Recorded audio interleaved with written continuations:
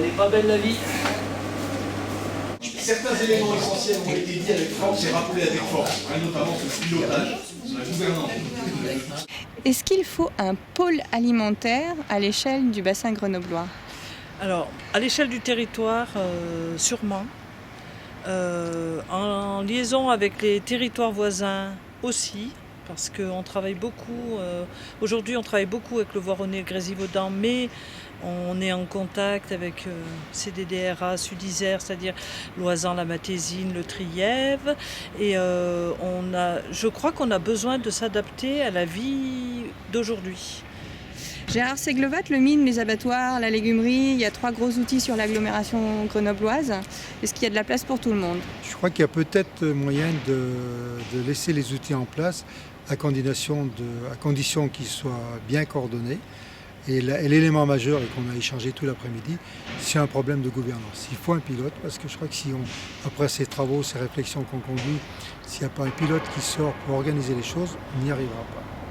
Donc il y a de la place pour tout le monde aujourd'hui ? Il y a de la place pour tout le monde dans le cadre des outils avec leurs spécificités. Si des territoires doivent se séparer d'outils, je pense qu'il faudra le faire pour avoir une cohérence globale. S'il faut un pôle alimentaire dans l'aire grenobloise, est-ce qu'il en faut un ? Et si oui, sous quelle forme ? Oui, il en faut un, mais surtout par rapport à une politique. Je pense que c'est surtout ça, par rapport à une politique générale qui pourrait être mise en avant, sans oublier surtout les structures éleveurs, parce que je pense que éleveurs ou producteurs, pour pouvoir avoir la perspective du marché et pouvoir avoir après le concret des contractualisations au niveau de ces différents pôles. Le fait, c'est qu'il y a des structures existantes, le mine, l'abattoir et tout ça, on ne va pas casser pour reconstruire.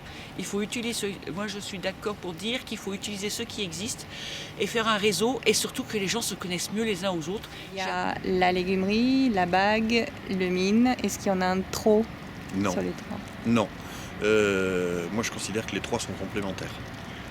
Les 3 sont complémentaires parce qu'ils ont des offres, qui peuvent apporter un plus à chacun des autres.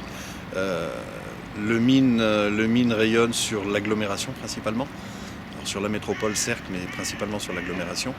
Et on peut diffuser les produits issus de la légumerie et les produits issus des abattoirs sur le mine justement. On peut également apporter par les acteurs qui sont à l'intérieur du mine des services à la légumerie comme aux abattoirs. Donc je considère que les 3 ont leur raison d'être. Maintenant, je ne veux surtout pas perdre le mine non plus.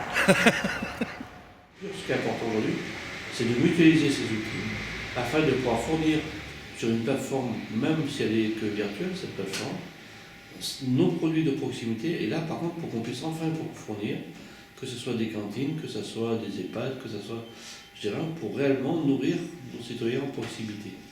C'est ça qu'il faut coordonner, et je dirais le montage d'une plateforme de produits locaux ou de produits, voire même isérois, c'est enfin pouvoir acquérir des marchés qu'aujourd'hui on a des difficultés à avoir, soit parce qu'il y a un problème de quantité, soit parce qu'il y a un problème de logistique, soit parce qu'il y a aussi un problème de combinaison de produits que l'on n'a pas à fournir aujourd'hui, qu'on ne peut pas fournir. Même si l'agglo grenobloise peut être un lieu de focalisation, parce qu'on a naturellement 5 à 600 000 consommateurs, il ne faut pas qu'aujourd'hui on se limite à ce périmètre. Il ne faut pas oublier qu'il y a deux plateformes avec Isère Assaisonné, Manger Bio Isère sur Grenoble.